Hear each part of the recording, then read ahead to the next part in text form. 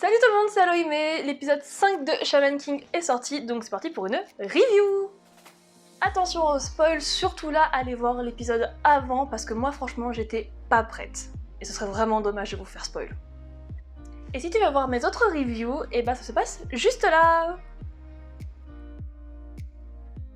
On se retrouve donc le lendemain de l'épisode avec Tokagero. Ryu et sa bande squattent chez Yo et Anna et il semblerait que cet incident ait réveillé chez Ryu quelques capacités chamaniques.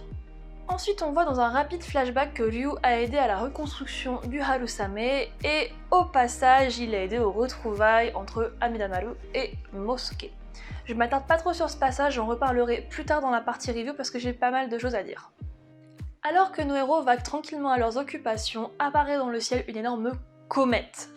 Je parle bien sûr de l'étoile Rago et de sa jumelle Keito qui annonce le début imminent du Shaman Fight. Anna explique que l'apparition tous les 500 ans de ces deux étoiles annonce en fait l'apocalypse, mais qu'à chaque fois un chaman avait pu sauver le monde de la catastrophe, et ce chaman c'est bien évidemment le Shaman King. Et quand on sait ce qui se passe par la suite, cette explication prend vraiment tout son sens. Ce soir-là, tous les chamans du monde entier ont reçu le message, y compris nos amis Ren et June. Sinon c'est pas drôle. Et pour confirmer ce début de tournoi, on découvre Goldva qui envoie Sylva en mission. Quelle mission, on ne sait pas encore, mais on va savoir très vite. Ce dernier va rencontrer en ville Yo et Manta qui se plaignent de l'entraînement d'Anna et du manque d'infos totales concernant le tournoi des chamans. Et je dois avouer qu'à ce moment-là, Yo et Manta ils m'ont fait vachement penser aux gens de ma classe, quand on n'a pas les infos pour les cours et qu'on a ce genre de discours oh là là, c'est rien mal organisé, on n'a pas les infos, c'est ni fait ni à faire, nanana. Voilà, en fait, le Shaman Fight, c'est une école de commerce. Révélation. Au début, Sylva se fait passer pour un marchand ambulant l'air de rien, et un peu plus tard, il ira retrouver Yo et Amidamaru sur la colline sacrée, et il se présentera officiellement. On apprend donc que Sylva est un indien de la tribu Pache, qui est la tribu qui organise le tournoi des chamans depuis toujours, et il est là pour faire passer à Yo un examen de présélection. En fait, le Shaman Fight, c'est une école de commerce. Genre une école de commerce de seconde zone, tu vois, avec des examens d'entrée absolument pas difficiles, mais pour faire genre on est select, alors qu'au final tout le monde pourra y aller, il n'y a pas de sélection. Et voilà, c'est ça. Shaman Fight, c'est une école de commerce de seconde zone. Révélation. Yo a donc 10 minutes pour porter un coup à Sylva, sans quoi il ne pourra pas se qualifier pour le tournoi. Il galère de fou, il tente littéralement tout et n'importe quoi sans succès, mais pendant le combat, il apprend ce que c'est que le Furyoku qui, en gros, est le mana du chaman. Yo apprend même une nouvelle technique de fusion en mettant Amidamaru dans son sabre et il crée ainsi son Oversoul Amidamaru in Harusame. On a ensuite un aparté sur Anna et Manta où Manta reproche à Anna de trop en demander à Yo et de transférer ses désirs sur lui. Je reviendrai également sur ce passage plus tard parce qu'il y a beaucoup de choses à dire tellement il est génial. Retour sur Yo et son combat, on a Sylva qui se prépare à lancer une attaque finale en combinant tous ses esprits. Et là, il se passe un truc de dingue! Tu vois, dans les animés d'action, il y a toujours cette OST qui signifie que ça va chier. Bah là aussi, ils ont mis un OST pour dire que ça va chier. Sauf que là, ils ont mis Oversoul. Oversoul, c'est le tout premier opening du tout premier animé. Tu vois pas lequel c'est? C'est pas grave. Je vais te montrer.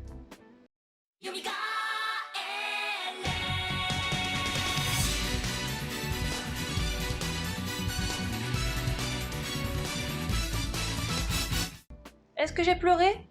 Oui. Beaucoup? Oui. Pourquoi? C'est simple. Trop d'émotions, trop de hype, trop de badassitude, trop de fanservice. PLS total. PLS total. Vous m'avez perdu. Bon, Yo gagne de justesse en touchant le bandeau de Sylva, qui lui délivre sa cloche oracle, symbole de sa qualification, et qui lui permettra d'avoir toutes les infos concernant le tournoi. Un objet symbolique, mais pratique. On finit l'épisode avec un plan sur Ren. Oui, encore, Ren c'est le spécialiste des plans finaux. C'est marqué dans son CV. Oui, regardez. Mais cette fois c'est super important parce que non seulement on voit Ren se qualifier, mais en plus si tu remarques l'état de son examinateur et que tu connais la suite de l'histoire, tu sais à quel point ça pue. Ça pue de ouf. On a enfin une première liberté prise dans ce remake puisqu'on passe 3 secondes seulement sur la réparation du sabre. Je trouve ça personnellement un peu dommage puisque c'est le moment des retrouvailles entre Amidamaru et Mosuke et là on voit à peine leur échange d'amitié viril à coups de poing et basta. Je fais un aparté sur le fait qu'Amidamaru appelle Mosuke Usura Tonkachi et si tu regardes Naruto en voix STFR, et bah tu auras remarqué que c'est exactement comme ça que Sasuke appelle Naruto. Je trouve ça plutôt cool. Je continue l'aparté sur le fait que on voit au début de l'épisode Manta et Ryu traîner ensemble normal et après tout ce qui s'est passé, je trouve ça un peu rapide. J'ai également remarqué qu'on ne voyait pas Lip et Rap, les deux petites gamines qui sont censées être avec Sylva et Goldva dans la grotte, et j'espère qu'elles vont pas être passées à la trappe, et que c'est juste que comme elles sont pas très utiles à ce moment-là, en gros on les a pas montrées, mais qu'on les verra quand même plus tard. La première partie du combat entre Yo et Sylva est encore plus hilarante que dans le manga, et en même temps on ne perd rien des apprentissages de Yo grâce à Sylva, et il se pourrait que j'ai un crush de plus dans cet animé. Ça pourrait.